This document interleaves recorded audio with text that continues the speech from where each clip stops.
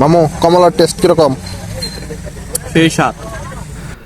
Hello friends, আজকে আমরা চলে যাব মির্জাপুরের সেই ভাইরাল কমলা বাগানে। তো আমার সাথে আছে রানা।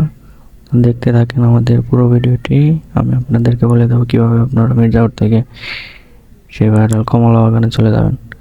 তো ফার্স্টে আমরা মোটরসাইকেলে তেলে ভরে নিচ্ছি এবং রানা মুরব্বী চাচার সাথে অনেক মজার কথা বলতেছে যে ঝাঁকিয়ে যেন তেল সবটুকু দেওয়া হয়। তো দেখতে পারতেছেন আপনারা কীভাবে তেল নিতেছে, আমরা দেখে অনেক হাসতেছি। তো তেল ভরা শেষ হলে আমরা সেই কমলা বাগানের উদ্দেশ্যে রওনা হই। তো আপনারা যারা মির্জাপুর থেকে কমলা বাগানের উদ্দেশ্যে রওনা দেবেন, সেই জন্য প্রথম আপনাদের গোড়াই মেইন রোড দিয়ে তারপরে আসতে হবে। তো মেইন রোডে দেখতে পারতেছেন অনেক গাড়ি, অনেক যানজট, তো অনেক লোকজন। তো আমরা গোড়াই থেকে সখীপুরের রাস্তায় ঢুকে পড়লাম। এই রাস্তা দিয়ে মোটামুটি 10-12 মিনিটের মতো লাগবে আমাদের যাইতে। তো সেই ব্যস্ততম রাস্তাটুকু আমরা পার হচ্ছি। ব্যস্ততম রাস্তা পার হয়েই আমরা সামনের দিকে এগিয়ে যাচ্ছি। তো দেখতে থাকেন আমাদের পুরো ভিডিওটি, অবশ্যই আপনাদের ভালো লাগবে। তো আমরা এখন চলে আসছি আটোভাঙ্গা বাজার ব্রিজের মতো। এখানে টোল আদায় হচ্ছে, দেখতে পারতেছেন অনেক দিন যাবত এখানে টোল আদায় হয়, জানি না কেন। তো আমরা ছোটবেলা থেকে দেখতেছি এখানে টোল আদায় হয়। তো তারপরে আটোভাঙ্গা ব্রিজ পার হয়ে আমরা চলে আসলাম। এই যে দেখতে পাচ্ছেন এই এলাকার নাম হচ্ছে হোসেন মার্কেট। তো আমরা ডান দিকে রাস্তায়, গ্রামের রাস্তায় ঢুকে পড়লাম। তো এখান থেকে সামনে এগিয়ে কমলার বাগান। তো দেখতে থাকেন পুরো ভিডিওটি। এই যে আমরা কমলা বাগানের কাছাকাছি চলে আসছি। অনেক লোক আসে এখানে প্রতিদিন। তো দেখতে পারতেছেন যে সামনে মোটরসাইকেল আসছে, তো আমরাও ওনার সাথে যাইতেছি। এটা হচ্ছে কমলা বাগানের সেই ভিতরের রাস্তা একদম।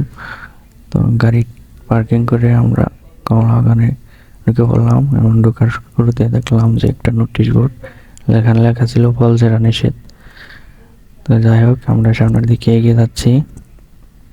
এই যে দেখতে পারতেছেন সেই সুন্দর মনোরম পরিবেশে এবং অনেক কমলার গাছ, কমলার বাগান।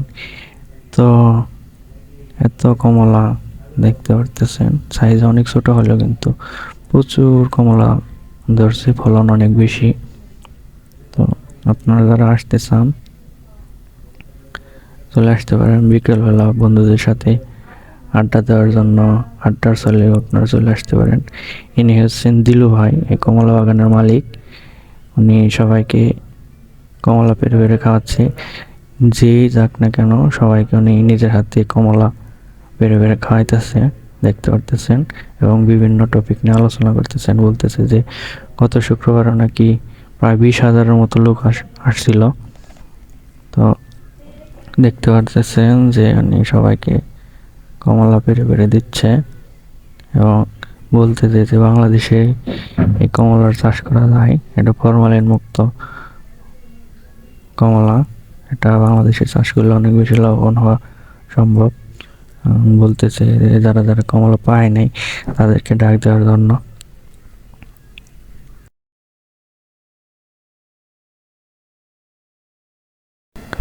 এখানে কমলা অনেক সুন্দর, আপনি আসলে এই কাছ থেকে না দেখলে জিনিসটা উপলব্ধি করতে পারবেন না। তো দেখতে পাচ্ছেন অনেক কমলা পেকে গেছে, কিংবা অনেকটা একটু সবুজ অবস্থায় আছে, একটা হলুদ হয়ে গেছে, মানে একটা পাকা কমলা। তো দেখতে আসলেই অনেক মনোমুগ্ধকর। তো আপনারা যারা আসতে চান আসতে পারেন পরিবার সবাইকে নিয়ে। আসলেই দেখার মতো একটা পরিবেশ। এখানে অনেক লোক আসে দেখার জন্য প্রতিদিন, কেননা রিসেন্টলি ভাইরাল হওয়া এই জায়গাটি। তো দেখতে পারতেছেন এদের নিজের হাতে কমলা ছিঁড়ে তারপর খাইতেছি। আপনারা চাইলে কমলা খাইতে পারবেন নিজের হাতে ছিঁড়ে।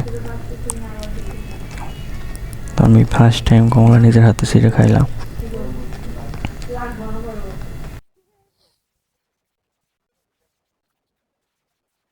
চলে আসলাম কমলা বাগানে। এই যে আমাদের মামু একটা কমলা খেয়ে দেখাবে। মামু, কমলার টেস্ট কিরকম? সেই স্বাদ, শুধু কি মুখেই বললি সেই স্বাদ নাকি সত্যি সেই স্বাদ? সত্যি সেই স্বাদ। আপনারাও খেতে চাইলে চলে আসুন এই কমলা বাগানে। তো বাগানের পাশাপাশি এখানে দিলু ভাইয়ের অনেক ধরনের ফলের চারা আছে, আমরা, লটকন, পেয়ারা। তো কমলার বাগানে আরও 5টা থেকে 6টা আছে। তো আমরা মাত্র একটার মধ্যে দেখতে আসছি। তো এখানে চাইলে আপনারা কমলা খেয়ে দেখে তারপর নিয়ে যেতে পারবেন। তো দেখেন অনেক মানুষ আসছে কমলা বাগানে। তো অনেক দূর দূরান্ত থেকে কিন্তু এই বাগান দেখতে আসতেছে। আপনারাও চাইলে আসতে পারেন।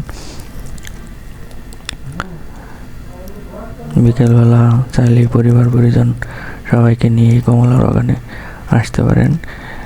এবং খুব কাছেই কমলা বাগানটি, মির্জাপুরের খুব কাছেই, 10 থেকে 12 কিলো রাস্তা।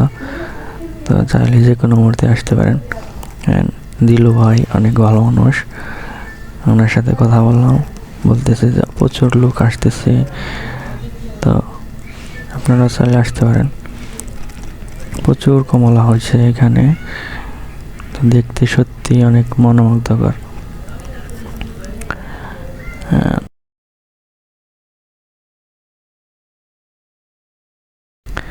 অ্যান্ড ফাইনালি আমরা কিছু কমলা কিনলাম। তো দেখতে পারতেছেন 3-4 কেজির মতো কমলা আমরা কিনে নিয়ে আসলাম।